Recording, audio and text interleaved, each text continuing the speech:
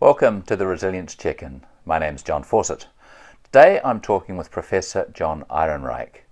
John is a clinical and consulting psychologist, professor at the State University of New York. He's also an expert in issues related to managing stress for humanitarian workers, and his experience includes consulting to international and national NGOs in places like Bosnia, Sierra Leone and Turkey. John is also a renowned author, and his latest book, Third Way Capitalism, was published in 2016. It's a great pleasure for me to be able to talk to John today. John, thanks very much for joining us today in this conversation. It's really good to talk with you about resilience. And just like to kick this off by asking the general question of what's something that you find interesting about resilience? Well, first, just let me thank you, John, for having me on this podcast. You're welcome. It's a real pleasure and a real privilege. Resilience is a funny term because it's one of those terms that everybody talks about. Nobody knows quite what they mean by it, but it has a very positive ring. Resilience is something good, whether it's resilient individuals or resilient organizations or resilient planets or whatever. And I certainly started out when I first heard of the idea of resilience, it seemed, that's really neat, and it's a break from pathologizing and just seeing problems everywhere, and it's seeing strengths in people, which is a perspective that I generally like. But I think over the course of the years, I've become more skeptical. And maybe it's that, although I think that all those positives are in there, that there's also a dark side to resilience. And nobody talks about the dark side. So I think that's what strikes me, is that resilience has a dark side. That is really interesting. You're the first person I've talked to that has talked about resilience having a dark side. How can you go further with that? Can you explain what you mean by that? Tease it out a bit? Well, first of all, I think if we go back to the beginnings of discussions of resilience 25, 30 years ago, something like that, discussions of hardiness for hospital patients and resilience of children of alcoholics and resilience of children who've been abused and so forth. It was a concept that really was looking at how individuals, relatively powerless individuals, dealt with adverse circumstances. And the observation was pretty clear that some people, if they were the child of alcoholics, that they became alcoholic or otherwise dysfunctional, or if they had been abused, that they became an abuser or otherwise dysfunctional sexually or in relationships, or if they were post-surgical or something of that sort. Again, these are people who are kind of helpless and really can't have much short-term impact on their environment. And then what we noticed was that some people did better and some people did worse. So some children who had been abused became abusers, and other kids went on and were perfectly fine. Now, even in those studies early on, it became apparent that all was not just wonderful and well. That when you looked at those children who had been abused or those children of alcoholics, you might find that they were very functional, that they did not reproduce their parental patterns and so forth. And yet you also found high rates of depression and anxiety and of other difficulties, that there was a price that was paid, maybe not a price for the resilience, but a price that was paid for the experience, but that they were still able to be relatively high functioning in their life. So that's just a first little sign that something's a little more complicated going on. Let me, in a kind of free association way, jump to the idea of post-traumatic growth. The idea that some people respond to terribly traumatic events and say, well, in retrospect, there were some good things that came out of that as well as bad. Yes, my entire family was wiped out or whatever, but I grew in certain kind of ways. I treasured life more. I valued relationships more. I had a different philosophy of the world and so forth. And when people began studying post-traumatic growth, they discovered that it was not inconsistent with having PTSD. That is, that one could have both terrible effects and still some positive effects. That it was not just, oh, there are these some people, they go through trauma and they come out on the other side looking like roses, smelling like roses, and that's all there is to the story.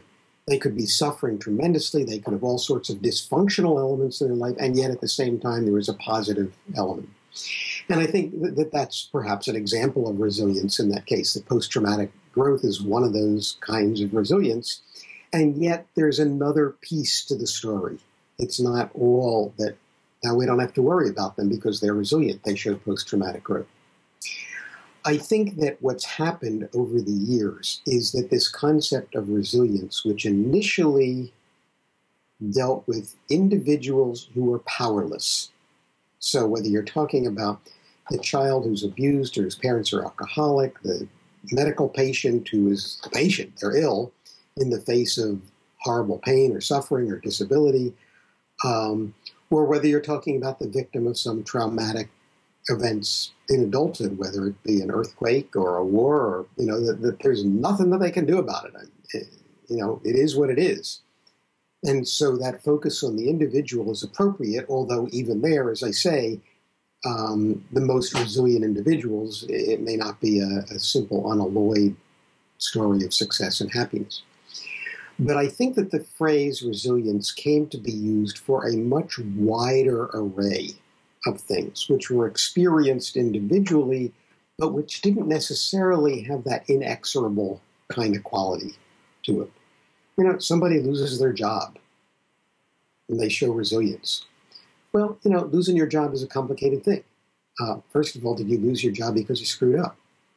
Did you lose your job because you hadn't retrained, you hadn't seen the signals coming? So there are issues of that sort.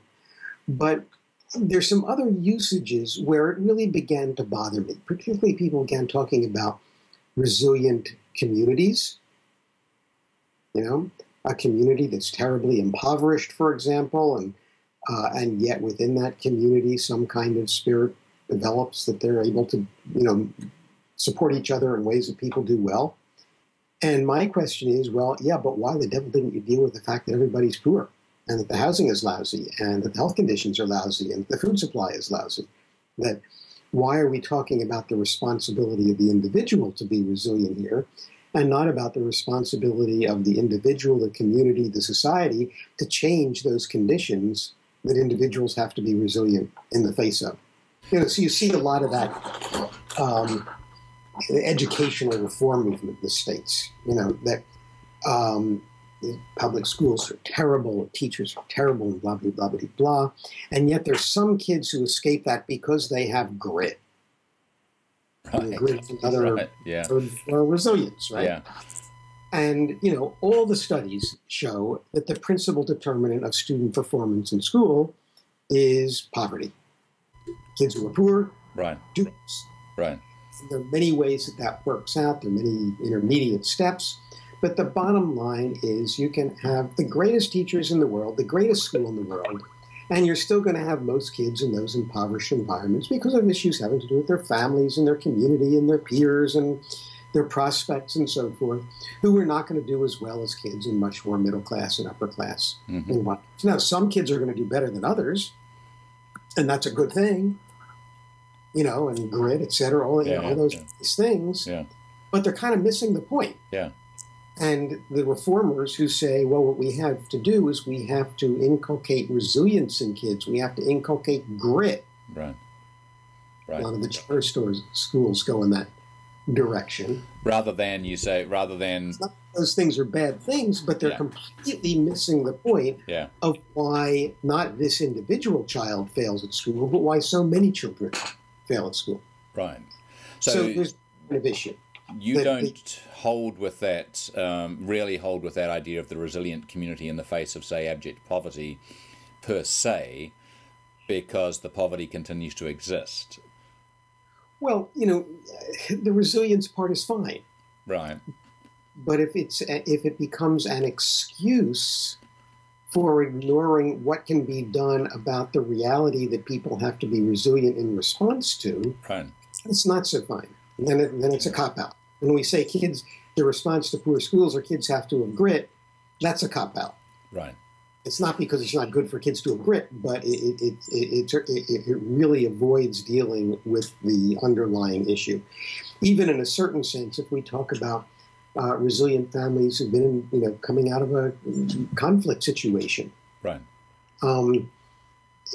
That's all important, and certainly in terms of the well-being of those individual families, it's important. But why is that war happening? Why is the world allowing that war to happen? Yeah. I mean, certainly the issue in Syria. I mean, I know it's a complex issue, and I don't have simple answers any more than anybody else does. Yeah. But the criticism is, that the United States and Europe should have done much more, much sooner. Yeah. Or you think about the refugee crisis in Europe. Well, the Europeans solved the refugee crisis in Europe by giving it to the Turks. Yes. And then not funding the Turks to do anything about it. Yeah, exactly. Yeah.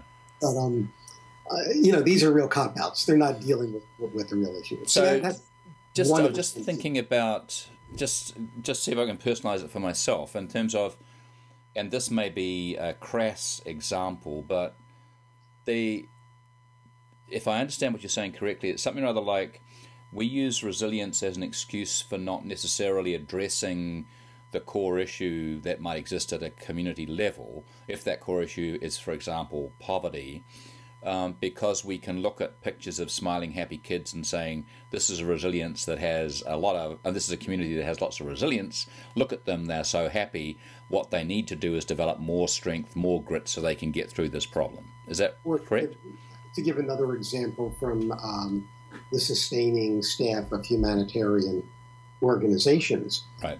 When we started doing this stuff, you and I and various other folks 15, 20 years ago, we really talked a lot about the individuals. We really talked a lot about what created a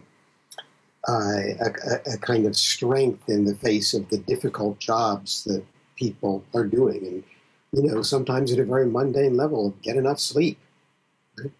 Yeah. And yet, what we've certainly discovered is that in a broader sense, the governing factors are beyond the level of the individual. Obviously, if an individual is robbed and raped at gunpoint and so forth, it's at the level of the individual there. But so much of the stress has to do with the functioning of the team and the functioning of the organization. And so when we think about putting this on the individual, you got to do your yoga in the morning, even though you're in a war zone. You can't go for a run because there are landmines all over the place, but you can stay in your room and do your yoga. And I'm not saying that's a bad thing. I mean, people have to take care of themselves.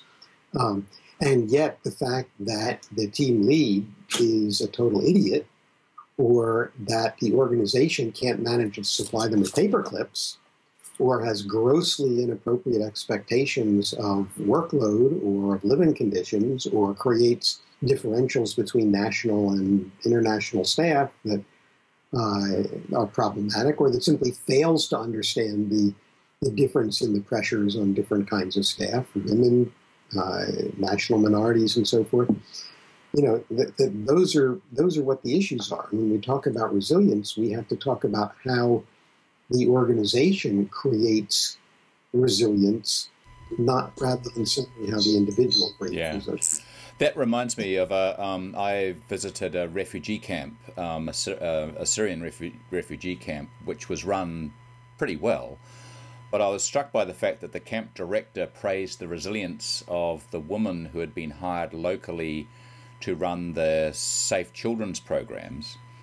And when I talked to some of the women, they told me that they were picked up from their houses in the nearby town at about 6 a.m. by a bus, taken to the camp, which had about 100,000 people in it. They had no latrines or restrooms for the women during the whole of the day. So they basically couldn't go to the bathroom for their 10-hour shift until they got back home again, maybe 12 hours after they'd left it. And the camp director was praising the resilience of the woman and talking about the provisions to the beneficiaries without actually having considered the needs for the staff themselves to have access to basic amenities. And yet the comment was, boy, these locals are really resilient in the face of all this. Is that the kind of thing you're thinking of? My son's girlfriend is on the emergency response team for a large NGO, which shall not be named. And she's working at this point in northern Iraq and developing various kinds of programs. One of her areas is around educational programs for children. And the problem is she's completely blocked by an imbecilic country director who just cannot comprehend what the needs are or what you have to do in order to achieve those ends. So, is it important for her that obviously creates enormous stress on her, but should the focus be on her being resilient in the face of that stress, or on dumping that country director and doing things differently? So if we're observing from the outside and looking at someone who is apparently coping with both the stress of being in a very difficult context, but also the stress of working within an organizational context or a community that is demonstrating inability to, in fact, address those significant concerns, are we seeing resilience or are we seeing denial? I mean, are we seeing resilience or are we seeing acceptance and, I'm just going to take this in because I need to take it in? There's something else going on. I mean, why would we put up with this stuff? Well, I think that there are issues of people protecting themselves, and denial is a dirty word. Yeah. But people in these situations, when they can't make immediate changes, need to find ways of protecting themselves. My son's girlfriend, there are good things that she is able to do. It's important for her to be able to keep on working over a course of a number of weeks or months, and to do the things that she has to do, whether it's getting enough sleep or whether it's, once every 3 weeks taking a trip to visit my son or whatever it might be, which are important things for her to do. I mean, that's resilience. And the person who doesn't do that, who just goes to the bar and gets drunk and makes callous jokes about the recipients, that's not being resilient. So I'm not arguing at all that resilience is irrelevant, but insofar as people identify the problem as their own, when in fact it's a systems problem, that's a problem. That's where, I don't know if you want to call it denial or what you want to call it, but it's making excuses for a dysfunctional system. Now, there's another, when I talked about the dark side of resilience, there's another piece to this. So one piece really has to do with resilience being used as an excuse for not addressing problems which could be addressed. I mean, before I get to the second piece, back to that resilient community in the face of poverty. That a resilient community can mean every individual in the community is doing things to be resilient, and that they've organized some kind of program that gets everybody out of the community so that they can have better lives. But there's also a solution in which those people band together to try to address the problems of the community politically as well as economically and so forth. It connects them with each other. It is a resilient response, and yet it's one that's addressing the actual problem. So I'm just raising that as a problem and thinking about resilience. Right. It's another problem which I began to think about some personal history for me.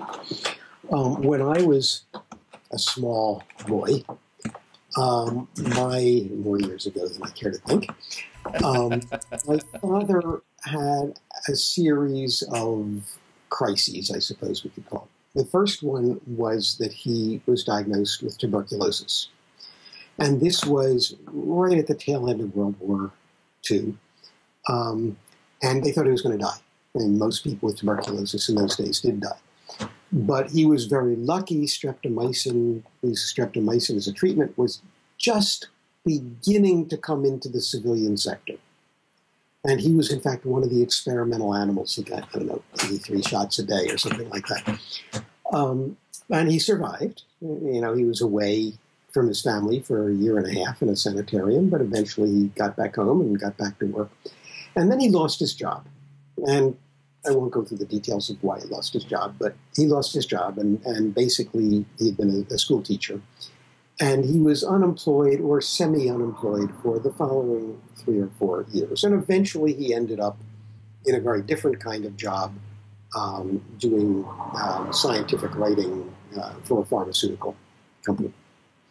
Everybody always talked about how resilient he was. He had a great sense of humor about it all, and he had never despaired. And my mother would despair, but he wouldn't despair, and he got through it, and he was just fine. Resilience.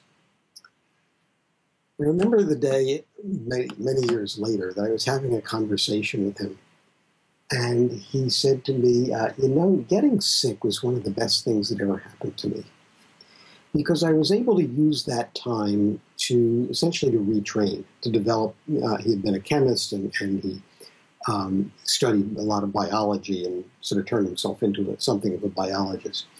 And then he said, and getting fired, I hated teaching. But there was no way I could quit teaching. I had a wife, and I had a child, and I had a mortgage. And the consequence of my being fired was I was able to leave a job that I really hated and end up eventually in a job that I really liked much better and was very happy in. And I'm sitting there, and I'm thinking, what about Mom and me? We had no money. Yeah. Made you out to be the hero. And here you were happy as a clam. I cannot tell you how many times as a child I remember thinking, why do I have this kind of family? Why can't we have more money? We're really poor. We didn't have any money. Why can't we go on vacations? Why can't, we have a television set? Why can't we have a car? And actually, at his funeral, there was a memorial service, and one of his friends told a story about how during the war, World War II, my father had called up this guy and said, "Hey, Walter, could you give me a ride someplace or other?" And Walter said, "Sure, but what's happened to your car?" And my father said, "Well, I've given up the car as a contribution to the war effort to not use gasoline." And we lived in a place that was not real convenient. It meant that he had to depend on other people, and it meant that in particular that food shopping for my mother meant taking 2 buses to get to the food store and things like that. So, these are resilience in one sense of the word, but they have a price for other people. And I think that you see that in work teams. Yeah. That they're very difficult situation, and one person is doing fine, and they may not be doing it explicitly at the expense of others, right, but it's at least removing them from a sense of solidarity with the others. And it may, even in more explicit ways, be that they're finding resources that are not then being shared, whether it's material resources or interpersonal resources or whatever that are not being shared. So again, I think that when one thinks about resilience, purely thinking in terms of the resilience of the individual and not going to the systems that they have an impact on, is deeply, deeply problematic. Yeah. So I could be a worker in a team in a very, very challenging environment, and I've learned everything that I can learn about how looking after my own health and well-being, and I have a perfect work-life balance, and I make sure I leave the office at a particular time in the day, and on all the kind of individual scores that I could rate myself, I come out as being well-balanced, healthy, etc. like that, except that the extra work that needs to be done is now being picked up by my team members, and that's getting tough for them. Where are you when I need somebody to vent to for my mental health? Well, I'm looking after myself.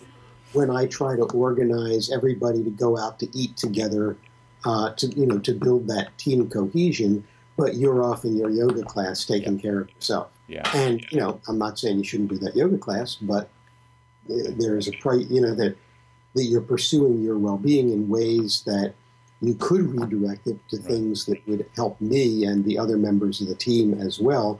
And maybe not even ultimately at any real cost to you. Maybe it's simply another way of creating the space, the work-life balance and so forth that you need. Right. But it's not doing it in a purely narcissistic way. It's doing it in a way that that looks out for the interests of the group as well. Now, it seems to me that when I think of individualism, I think of it more now. I'm inclined to think of it more now in a cultural sense, and saying that the Western European cultures have developed this kind of culture that is individually centric, compared with some other cultures that seem to talk about social harmony and social connectivity as being important parts of what makes a successful individual within a context. Is that part of what feeds us in the West in terms of the striving for this individuality, this I am the centre of everything? Is that part of it, or is it something rather else when you think of that individualism? Well, I think it's certainly related to it. Individualism has good point. Again, there's a dark side as well as a bright side. I've been thinking not about, recently for various reasons, not about individualism, but about narcissism. Oh, yeah, okay, narcissism. Yeah, that's quite the same thing. Yeah. But there's a relationship between them. And, there's been a lot of discussion about increases in narcissism, especially among young people and especially in the States. I don't know if it's true in the other industrialized countries as well. But if you think about narcissism, there's a positive moment and a negative moment. It sounds bad, but, there's the sort of malevolent narcissism of a Donald Trump, and there's the kind of vacuous narcissism of a Justin Bieber. But there's the enormously productive and creative narcissism of a Steve Jobs. And equally, if you think about whatever the opposite of narcissism is, altruism, empathy, a concern for the community and for the common well-being, one question one might ask is, whose well-being exactly? And let me give two different kind of examples. I heard an interview, I can't remember the woman's name, but she was a very successful author, winner of a National Book Award and so forth. And she was talking about growing up in Bushwick in Brooklyn in the United States in the 1970s. And it was a rough neighborhood. And she was telling the interviewer how, she didn't get into trouble because she was left perfectly free to wander the neighborhood as she wished. But if she did something that she wasn't supposed to, her mother knew about it before she got home. It was one of those communities. And part of you think, what a great community, takes a village, is a child that really protect it. But how do you get any individualism out of that? How do you get any creativity? How do you get any nonconformity? They're going to be squished. Or another kind of example. I was thinking, I gave the examples before of a Justin Bieber and a Steve Jobs, but what about the other side? So what does one make of a George Meany, the late head of the American Federation of Labor Craft Unions in the United States? Right. Militant labor guy for our guys. But our guys meant skilled workers, and if the skilled work, and if it, which also meant white skilled workers, which meant that on things like the Civil Rights Act, he was completely silent. That he really wasn't interested in industrial workers or less skilled workers. Or George Wallace, who, the governor of Alabama, before he, I suppose, went rogue, he was actually a rather progressive and not especially racist governor. But then he lost an election and realized that the way to win was to play the race card. So, he's a guy who has pro-social attitudes, but he's defining the social that he's pro as being white folks at the expense of African Americans. Yeah. So again, both the individualism / narcissism and the community orientation to the community / altruism, selflessness, etc., both have a positive and negative moment. And I think that's true. If you talk about You gave the question about the European North American individualism versus the more collective experience of people in many other parts of the world. And we can see all the bad things about that individualism, but we can also see the level of creativity and spontaneity and all kinds of good things that it creates. And we can see those other societies as repressed, as we can see barriers to economic advance because, you get a little bit of assets and you have to distribute it to everybody, so therefore you can't accumulate enough to make any difference in your or anybody else's life and things like that. So just thinking in terms of the examples that we looked at about, say, being a humanitarian worker in a difficult context, but also working in the organisational context, which actually isn't being very clever, it's not being supportive, it's not addressing core issues. Is it possible that my individual resilience response of becoming a narcissist, in a sense, of looking after myself, is actually a resilience response to the perception that everything in the world is out of control? I can't control anything. There's nothing left for me to do. I have no influence in Washington. I have no influence with the press. I've got no influence anywhere. Even my local politician is as corrupt as anybody else. So the only thing left now for me to do is to look after my own well-being and my own health and arm myself to the teeth because, Armageddon is coming. I mean, is there any possibility that the global context or my cultural context has become so bad that the only rational thing to do is to look after myself totally? Well, I think that, at least in a short-term sense, yes, that's a rational response. But, think about what you just said. I feel powerless. Okay. Yeah. My union, well, that's been busted. My community advocacy group around healthcare, around something else, that's been busted. My security in my job, that's been busted. Yeah.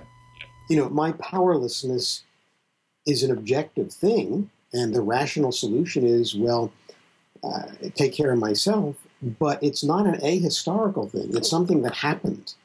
It happened over the last 30 or 40 years. Right. And it didn't have to happen. It was a historically contingent set of events, and there are a lot of people who conspired to make it happen. Right. To bust those unions and so forth. Yep. So, another response could be to say, well, maybe it's time to try to rebuild those unions or to rebuild those social movements.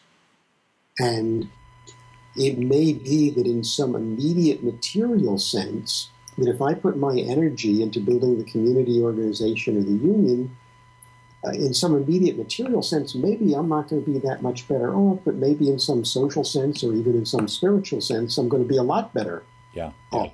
And at the same time, I'm going to be creating the conditions under which others, including my children, can be materially better. So again, I think that looking at things in a completely static way can obscure some of those issues. I am reminded by a conversation I had with a humanitarian aid worker, a strategic thinker who had been around for a long time, and he was making an assessment which I thought at the time was cynical, but now I'm growing older and listening to what you're saying, thinking maybe it wasn't as cynical as it sounded. But he suggested that the country that we were working in, which had a really, really high level of humanitarian involvement from outside that country, and had a very poor health system, but the health system was provided by the international NGO community and the United Nations. And this guy said, this is fantastic because the despot in control doesn't have to worry about providing anything for his people because that's all been provided by external sources.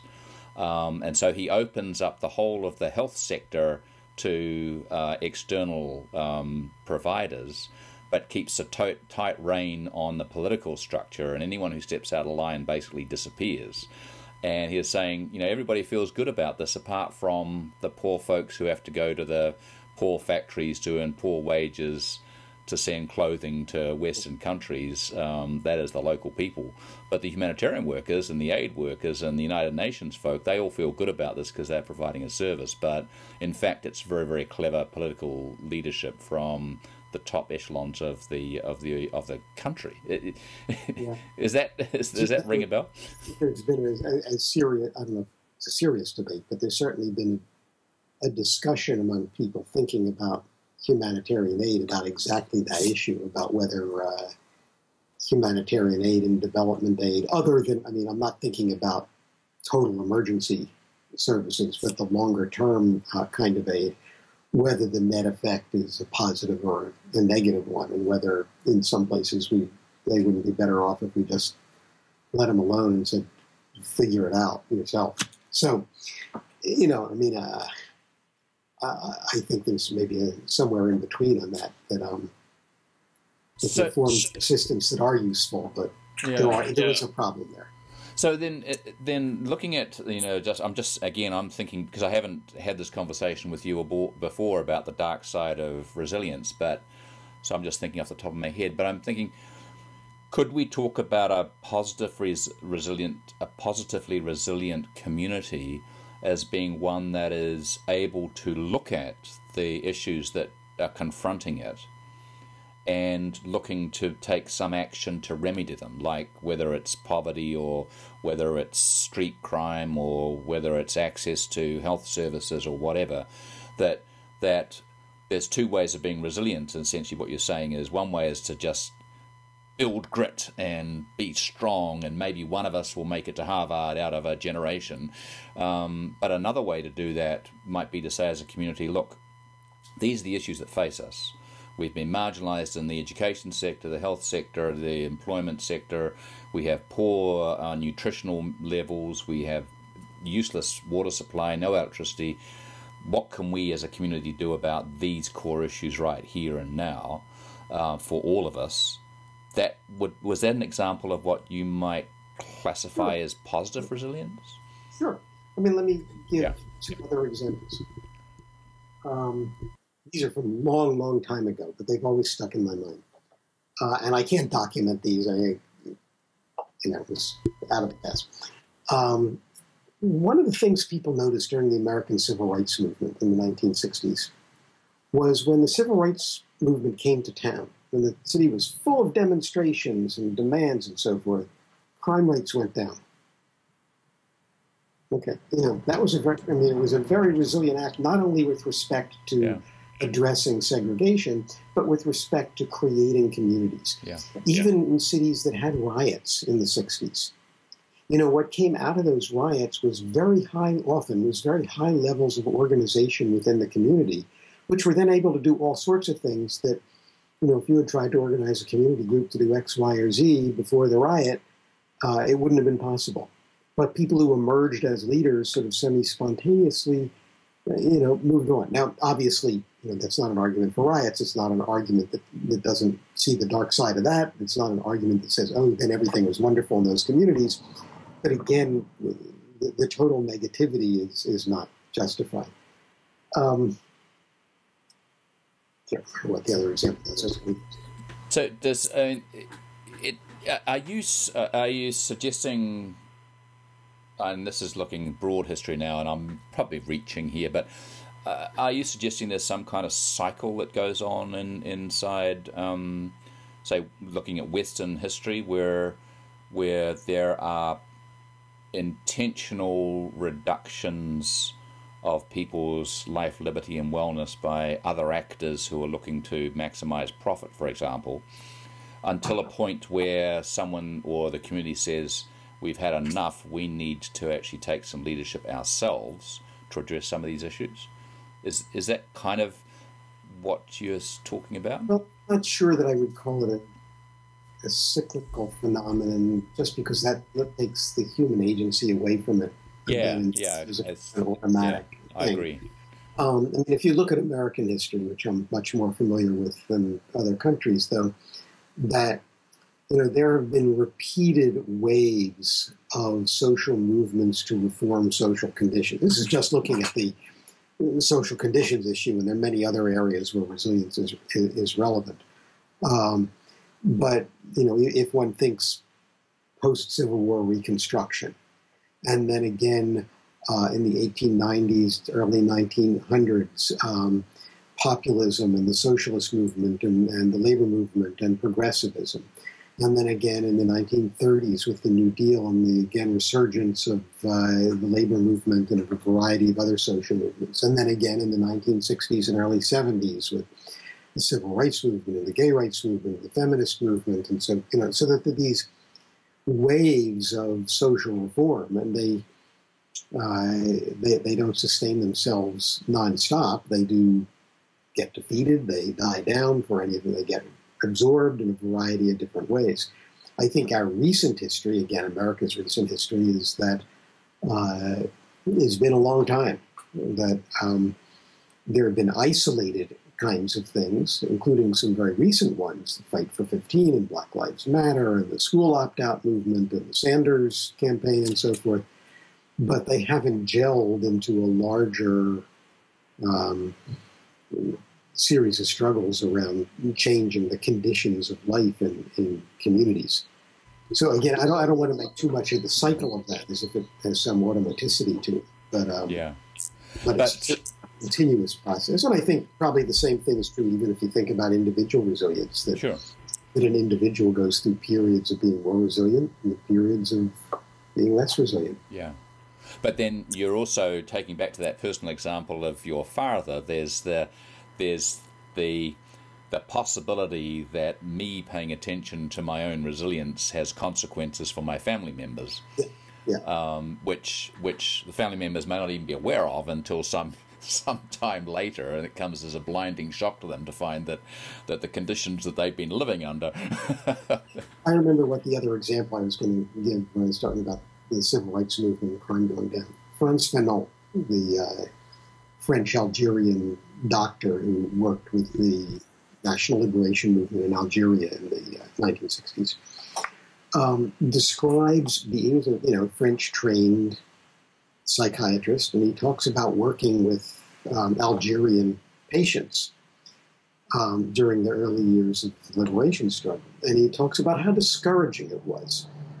That people would come in and you say, well, what's bothering you? What hurts? And they'd say, oh, everything. Well, you couldn't get any information of it. And they didn't show up for their appointments, and they were not compliant with medication. And the reaction is, these people, this is not resilient behavior. And then he reflects a few years later when it's the National Liberation Movement providing the medical services. And now people are coming in and they're being very specific about what's the matter, and they're complying with their medications and so forth. The social context, the change in social context, that these were services administered by people who they saw as being on their side rather than by an agent of the colonialists, even if he was black himself. But services provided by their side, they could use effectively. So in a certain sense, the National Liberation Movement created resilience with respect to healthcare behavior because of a changed relationship between the potential patients and the medical professionals. Right. So, as strange as it may seem, I come to a medical practice for my heart medication or something like that, and my perception of how well I am treated depends on whether the guys are hired by the colonial oppressive state or whether they're hired by the Freedom Organization, which is now freed us from that oppression. And not just how well I'm treated, but whether I believe in their medicine.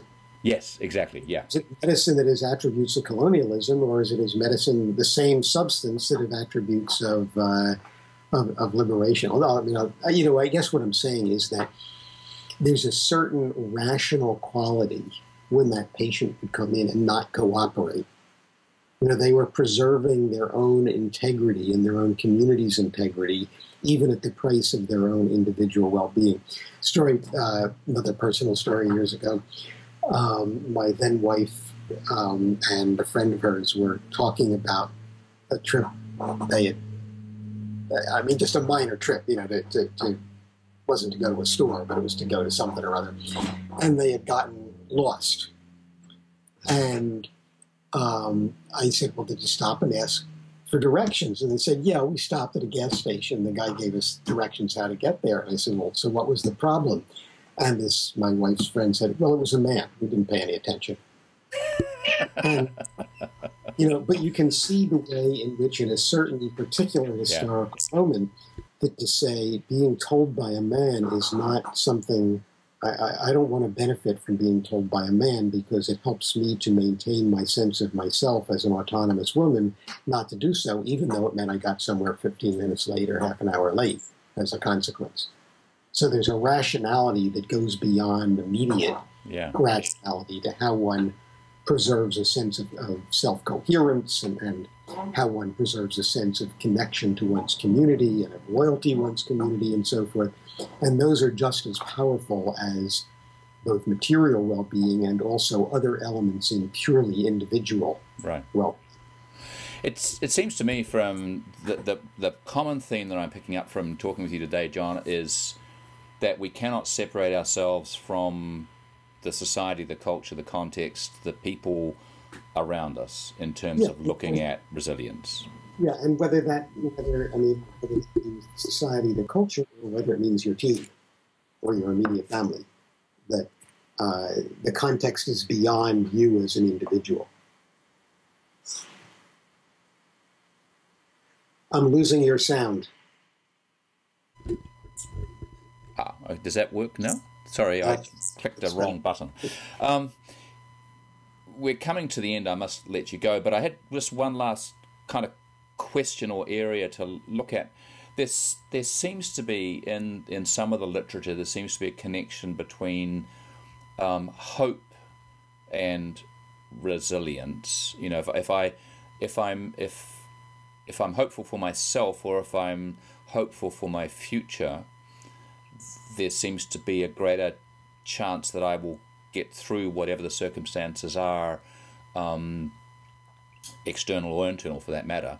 But if I lose all hope, and hope in myself or hope in other people, then the present is bleak, but the future is kind of even bleaker.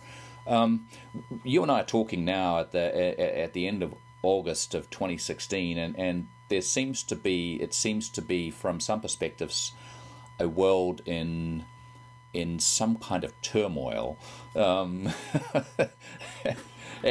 you and I are living in context where the turmoil is not really touching us as much as it is in others.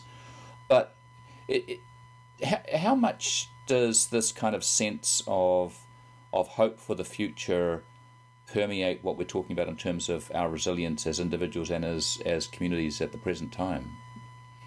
I mean, do we have hope for the future, or are we looking at... I think it's very, very central. There was an article, might have been in today's New York Times, but it might not have been, about who Trump supporters are. And it was reflecting on an academic article. But the gist of it was that, the standard argument is that Trump supporters are older, non-college educated whites. But they divided them into two groups, that some of those older, non-educated whites felt that their children would nevertheless do better than they did. And others felt that that was not the case. So there was what the writer called the upwardly mobile, non-college educated, and the downwardly mobile. And again, this may not reflect reality, it reflects perception, it reflects belief. When you looked at various social attitudes, say toward immigration, so the upwardly mobile, or the downwardly mobile, non-college educated older whites were much more negative about immigration than the upwardly mobile, even though their income might be the same or even higher. It was not an income issue, it was a perception of the future. So that's that issue of hope. If you expect things are getting better, and some other folks are coming along and they're also doing well, that's fine. But if you feel like, for me, things are getting worse, there is no future, there is no hope, then other people having a future and having hope, that's as galling as it can be. and you don't like those people. Yeah, that's interesting, because does that what's the resilient response then? I mean, where do we see the resilience in that? Are the people who are upwardly mobile more resilient than those who are downwardly mobile because they perceive themselves as having more opportunity if you're going up than going down? I suppose in some objective sense more resilient, but I think one would have to argue that there's a certain kind of rationality to that downwardly mobile response in terms of protecting, I mean, we try to protect ourselves from a sense of humiliation and shame, and we don't always do that in terribly healthy ways, but we got to do it. We can't, the ego doesn't live with humiliation and shame. And so strategies that work to do that are rational, and I suppose in that, if they make you feel better, again, this is back to what I was saying about George Meany or somebody like that before. Yeah. If feeling superior to black people makes you feel better about yourself, you could say feeling superior to black people and hating black people is a resilient strategy. Right. You want to say that. Yeah. But I think one's kind of forced into saying that it can be a resilient strategy. Yeah. But it certainly opens up that issue of resilience having a very dark side. Exactly, because from an individual perspective, my resilience, if I'm looking after my own resilience, I will, if I'm self-centered and narcissistic or frightened and terrified, I'm going to draw on everything I can that's going to keep me strong.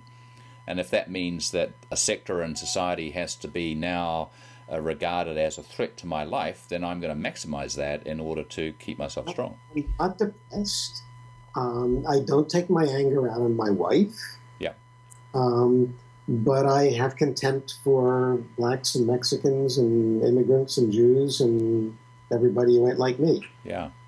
So you could be individually rational and individually resilient, but in terms of your impact on a wider society, it's really negative, and things could spiral down into a real mess fairly quickly if we all took that view.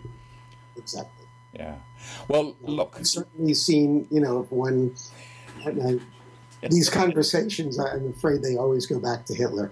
I didn't want to bring his name up. But, but if you think about the mood in Germany in 1936 or 37 for many, many, many, many people, not for everybody by any means, but for many, many people, was very positive that, the Reich is on the march again, that we have returned to our honor among nations, that we are strong, that we are, all those things. Yeah. And, the Jews, the Gypsies, and the trade unionists, well, too bad about them, but, And you're right, and it's not just Germany pre-World War II.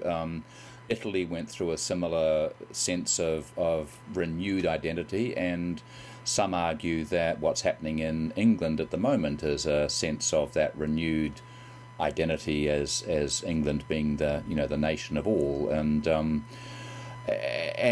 it's what you're kind of suggesting is there's underneath some of it there's a kind of a rationality that makes individual sense.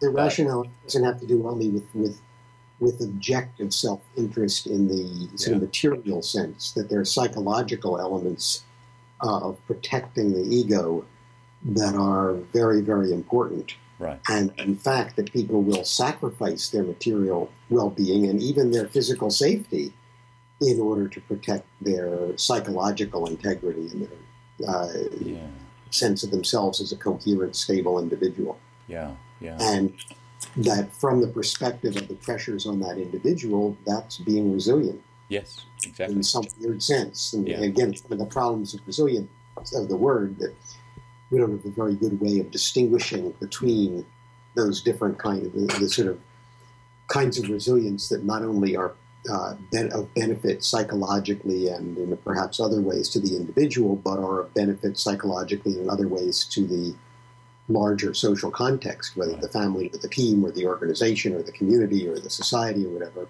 And then those kind of resilience that create those oppositions where the resilience of some is at the price of the well-being of others.